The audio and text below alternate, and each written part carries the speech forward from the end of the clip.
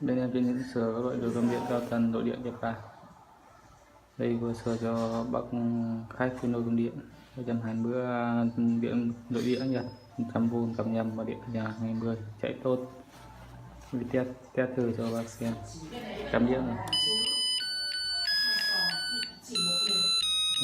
Bị qua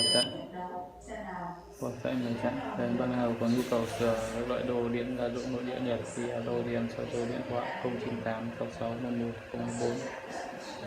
Các loại số điện thoại bên em là 098 66 11 024. Bên em chuyên nghiệp sửa tất cả các loại đồ điện cao tần nội địa Nhật, các loại đồ công nghệ cao, các loại đồ điện gia dụng nội địa Nhật nhập khẩu từ Nhật Bản, các loại đồ Đức, châu Âu, EU. Các nào có nhu cầu sửa các loại đồ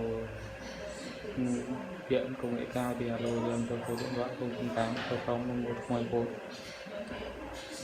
Phục vụ tận nhà các bác, hoặc là các bác gần yên tâm thì cầm qua cửa hàng anh em sửa cho. Cơ sở 1 là chợ Bưởi Hà Nội và cơ sở 2 là khu vực Sa La Hà Đông.